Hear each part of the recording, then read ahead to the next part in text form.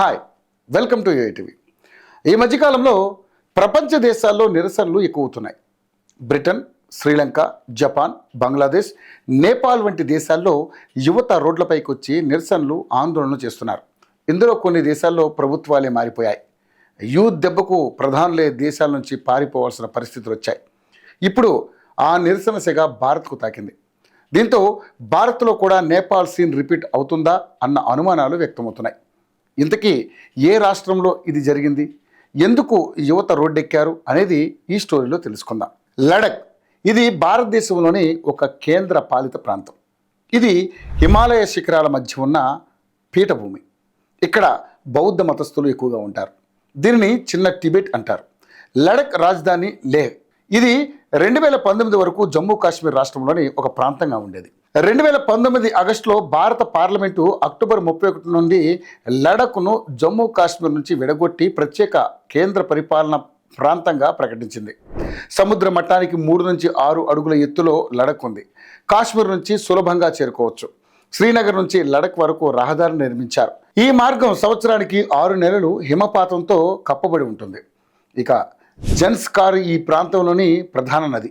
ఈ నదికి ఉపనదులున్నాయి. ఇలాంటి కేంద్రపాలిత ప్రాంతం లడఖ్ రాజధాని లేహ్ ఇప్పుడు తీవ్రమైన అల్లర్లతో అట్టుడుకుతోంది. ప్రత్యేక రాష్ట్రం కోసం బుధవారం రోజున లేహ్ యువత చేపట్టిన నిరసనలు తీవ్ర హింసాత్మకంగా మారడంతో పోలీసులు, సిఆర్పిఎఫ్ బలగాలతో జరిగిన ఘర్షణలో 4 వ్యక్తులు ప్రాణాలు కోల్పోయారు. వందల సంఖ్యలో స్థానికులు గాయాల పాలయ్యారు. ఇక నిరసనకారులు స్థానిక బీజేపీ కార్యాలయాన్ని తగలబెట్టడంతో తీవ్ర ఉద్రిక్తత వాతావరణం నెలకొంది. అయితే లడఖ్ సమస్యకు ప్రధాన కారణం ఇది కేంద్రపాలిత ప్రాంతంగా మారిన తర్వాత అక్కడ రాజ్యాంగ హక్కుల రక్షణ కోల్పోవడమేనని చెబుతున్నారు. లడఖ్లోని 2 ప్రధాన వర్గాలైన బౌద్ధ, ముస్లిం వర్గాలకు కలుపుకొని పోరాడుతున్నటువంటి Leh apex body, Kargil democratic అలయన్స్లు కేంద్ర ప్రభుత్వం ముందు 4 ప్రధాన డిమాండ్లను పెట్టాయి. లడఖ్కు రాష్ట్ర హోదా కల్పించాలని స్థానికులు డిమాండ్ చేస్తున్నారు. లడఖ్ ప్రజలు తమ రాజకీయ స్వయం ప్రతిపత్తిని కోల్పోయారని, తమ సంస్కృతి, జీవన విధానాన్ని కాపాడుకోవాలంటే పూర్తిస్థాయి రాష్ట్ర హోదా అవసరమని వారు డిమాండ్ చేస్తున్నారు. లడఖ్ను భారత రాజ్యాంగంలోని ఆర్టికల్ 244 కిందకు తీసుకురావాలని స్థానిక నిరసనకారులు కోరుతున్నారు. ఈ షెడ్యూల్ గిరిజన ప్రాంతాలకు ఎక్కువ అధికారాలను కల్పిస్తుంది.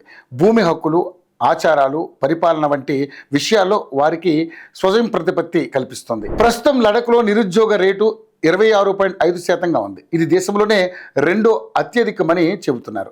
స్థానిక యువతకు ఉద్యోగాలు కల్పించడానికి ఉద్యోగ నియామక ప్రక్రియను వేగవంతం చేసేందుకు ప్రత్యేక సర్వీస్ కమిషన్ను ఏర్పాటు చేయాలని లడఖ్ వాసులు డిమాండ్ చేస్తున్నారు. ప్రస్తుతం లడఖ్ను ఒకే ఒక లోక్సభ నియోజకవర్గం ఉంది. ఈ నేపథ్యంలోనే భౌగోళిక, సాంస్కృతిక వైవిధ్యాన్ని ప్రతిబింబించేలా 2 పార్లమెంటరీ స్థానాలను ఏర్పాటు చేయాలని వారు కోరుకుంటున్నారు. అయితే గత ఏడాది డిసెంబర్ నుంచి కేంద్ర హోంమంత్రిత్వ శాఖతో లేహ్ అపెక్స్ బాడీ చర్చలు జరుపుతోంది. అయితే అక్టోబర్ 6వ తేదీన తర్వాతి చర్చలు నిర్వహించాలని కేంద్ర ప్రభుత్వం ఏకపక్షంగా నిర్ణయం తీసుకుందని లేహ్ అపెక్స్ బాడీ నాయకులు తీవ్ర అభ్యంతరం వ్యక్తం చేశారు. గతంలో లేహ్ అపెక్స్ బాడీ కార్యకర్త సోనం వాంగ్చుక్ చేపట్టినటువంటి 35 రోజుల నిరాహార దీక్ష కూడా ఈ ఆందోళనలు చెలరేగేందుకు ఊతమిచ్చినట్లయింది. ఇక లడఖ్ వాసులు కొన్ని డిమాండ్లకు కేంద్ర ప్రభుత్వం సానుకూలంగా వ్యవహరించింది. ప్రత్యేక సర్వీస్ కమిషన్ ఏర్పాటుతో పాటు 2 పార్లమెంటరీ స్థానాలు చేయడానికి అంగీకరించినప్పటికీ లడఖ్కు రాష్ట్ర హోదా 6వ షెడ్యూల్లో చేర్చడం వంటి కీలక డిమాండ్లపై మాత్రం ఎలాంటి హామీ ఇవ్వలేదు. దీంతో తమను కేంద్ర ప్రభుత్వం నిర్లక్ష్యం చేస్తుందని భావించినటువంటి లడఖ్ యువత తాజాగా నిరసనలకు దిగింది. అయితే ఒకప్పుడు శాంతియుతంగా నిరసనలు చేసిన లడఖ్లో ప్రస్తుతం తీవ్ర ఆందోళనలు చెలరేగిపోవడానికి కారణం ప్రభుత్వ నిర్లక్ష్యమేనని నిరసనకారులు ఆరోపిస్తున్నారు. దీనిపై కేంద్ర ప్రభుత్వం ఏ విధంగా స్పందిస్తుందో చూడాలి మరి.